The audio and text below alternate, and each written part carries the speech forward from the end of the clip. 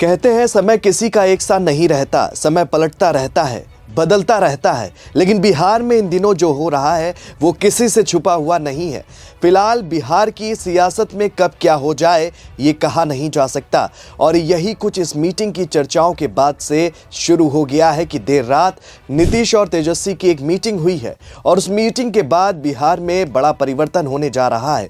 वो परिवर्तन क्या है और उस मीटिंग में क्या हुआ है जिसने सियासत को हिला दिया है, आपको आगे इस वीडियो में बताएंगे। नमस्कार, आप देख रहे हैं 4 PM और मैं हूं आपके साथ में शोभित पाठक। बता दें कि कहानी महाराष्ट्र विधानसभा चुनाव के बाद से शुरू होती है। महाराष्ट्र विधानसभा चुनाव में बीजेपी को मिले भारी बहुमत के बाद देवेंद्र फडणवीस की सीएम पद पर ताजपोशी हो चुकी है। महाराष्ट्र में अब तक गठबंधन का बिहार मॉडल चल रहा था। मतलब जिस तरह बिहार में बीजेपी की सीटें अधिक होने के बावजूद जेडीयू नेता नीतीश कुमार को सीएम बनाया गया, कुछ वैसा ही महाराष्ट्र में किया गया था। बिहार मॉडल की तर्ज पर महाराष्ट्र में कम विधायकों के बावजूद शिवसेना नेता एकनाथ शिंदे को मुख्यमंत्री बनाया गया था। पर महाराष्ट्र विधानसभा चुनाव के बाद अब बीजेपी नेता देवेंद्र फडणवीस को मुख्यमंत्री बनाया गया है। एकनाथ शिंदे अब डिप्टी सीएम बन चुके हैं। अब नए साल की शुरुआत में ही उम्मीद है कि बिहार विधानसभा चुनाव की घोषणा हो जाएगी। राजनीतिक गलियारों में इस बात को लेकर बहुत तर्क वितर्क भी हो रहा है कि क्या बिहार में बीजेपी महाराष्ट्र मॉडल अपनाएगी। मतलब जिस तरह 2.5 साल से एकनाथ शिंदे मुख्यमंत्री बने रहे और चुनाव के बाद फडणवीस की ताजपोशी हो गई, क्या नीतीश कुमार भी सिर्फ चुनाव तक ही बिहार के सीएम हैं? आज तक एजेंडा के समापन समारोह में पहुंचे गृह मंत्री अमित शाह ने जो कुछ कहा उसे समझना आसान नहीं है, पर इतना समझ आता है कि नीतीश कुमार को लेकर शाह बहुत पक्के नहीं है। शाह ने क्या कहा था ये भी आपको बता दें। उस दौरान शाह से सवाल किया गया कि आप नीतीश कुमार के नेतृत्व में चुनाव लड़ेंगे या फिर महाराष्ट्र की तरह कोई भी फेस नहीं होगा। गृह मंत्री कहते हैं कि देखिए, इस तरह का मंच पार्टी के डिसीजन लेने के लिए या बताने के लिए नहीं होता। मैं पार्टी का डिसिप्लिन कार्यकर्ता हूं। पार्टी पार्लियामेंट्री बोर्ड की बैठक में इस मुद्दे पर चर्चा होगी और फैसला लिया जाएगा। उसी तरह यह मुद्दा जेडीयू में भी विचार किया जाएगा। दोनों पार्टियों के बीच बातचीत के बाद जो तय होगा उसे आपको बता दिया जाएगा। गृह मंत्री की बातों से इतना तो तय लग रहा था कि अभी तय नहीं है कि बीजेपी नीतीश कुमार के नेतृत्व में ही चुनाव लड़ेगी।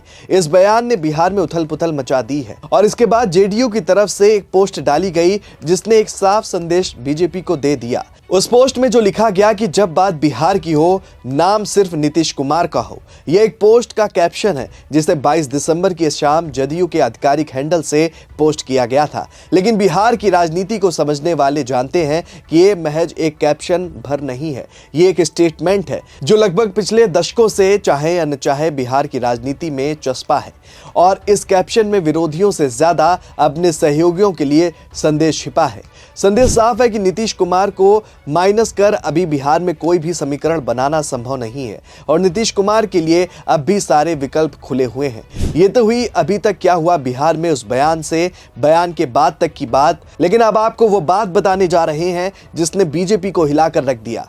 आपको बता दें कि वरिष्ठ पत्रकार और राजनीतिक विश्लेषक केपी मलिक ने एक्स पर जो पोस्ट किया वो तेजी से वायरल हो रहा है और उनकी वो लाइनें बीजेपी की नींद उड़ा रही हैं। केपी मलिक के ट्वीट से बिहार से लेकर दिल्ली तक खलबली मची हुई है। उन्होंने लिखा कि बिहार में हो चुका खेला, नीतीश तेजस्वी की गुपचुप मुलाकात। वहीं सूत्रों के हवाले से भी बड़ी जानकारी सामने आ रही है। कहा तो ये तक जा रहा है कि बिहार की राजनीति में खेला हो चुका है। दरअसल दावा किया गया है कि मुख्यमंत्री नीतीश कुमार और नेता प्रतिपक्ष तेजस्वी यादव की गुपचुप तरीके से मुलाकात हुई है। तेजस्वी यादव किसी दूसरे जिले में अपने कार्यक्रम में थे। इसी बीच उन्हें नीतीश कुमार का संदेश मिला, जिसके बाद तेजस्वी यादव अचानक पटना पहुंचे, जहां से पार्टी के एक एमएलसी के घर किसी कार्यक्रम में शामिल हुए। फिर कार से आधी रात को अकेले निकल पड़े और इसी दौरान नीतीश कुमार के बेहद खास शख्स के साथ उनकी मुलाकात हुई। ये मुलाकात तकरीबन 40 मिनट तक हुई। सूत्रों का दावा है कि इस मुलाकात में आगे की पूरी प्लानिंग लगभग तय कर ली गई है।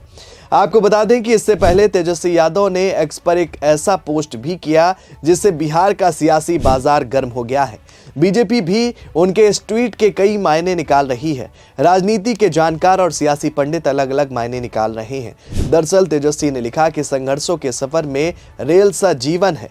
कितने भी फाटक और सिग्नल हो, लेकिन जिस मंजिल का टिकट है उतरना तो वही है। दावा ये भी किया जा रहा है कि नीतीश कुमार को मनाने की आखिरी कोशिश के तहत आरिफ मोहम्मद खान को बिहार भेजा गया है। आरिफ साहब को देर रात बिहार का राज्यपाल बना दिया गया। गौरतलब है कि आरिफ मोहम्मद खान कभी केंद्र सरकार में नीतीश कुमार के साथ कैबिनेट मंत्री रह चुके हैं। दोनों जनता दल में लंबे समय तक रहे हैं और वीपी सिंह के मंत्रिपरिषद में भी साथ रहे हैं। वहीं राजद के प्रवक्ता शक्ति सिंह यादव ने कहा है कि संविधान बचाने के लिए सामाजिक पृष्ठभूमि ने हमेशा अहम फैसले लिए हैं। संघीय विचारधारा का विरोध होता रहा है और सामाजिक पृष्ठभूमि कभी भी संघीय ताकतों का नेतृत्व स्वीकार नहीं करती। उन्होंने कहा कि विपक्ष में रहते हुए तेजस्वी यादव ने कभी भी नीतीश कुमार का अपमान नहीं किया। नीतीश कुमार की सियासी पलटी पर शक्ति सिंह यादव ने यह भी साफ बताया कि राजनीतिक बदलाव या पाला बदल की बात जो हो रही है, इस पर पार्टी का नेतृत्व ही फैसला करेगा।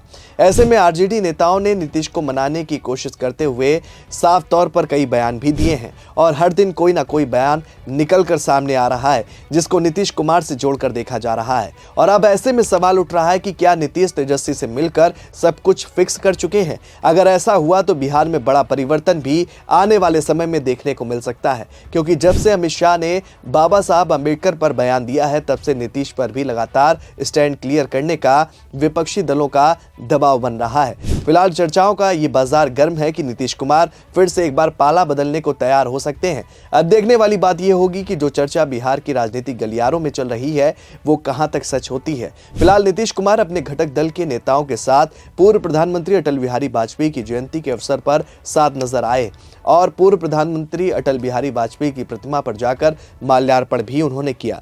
अब आने वाला समय ही बताएगा कि नीतीश कुमार की नाराजगी किस तरह की है और नीतीश कुमार क्या कुछ करना चाहते हैं। इस खबर में फिलहाल इतना ही। ऐसी ही तमाम राजनीतिक खबरों के लिए बने रहिए और देखते रहिए 4 PM न्यूज़ नेटवर्क। धन्यवाद।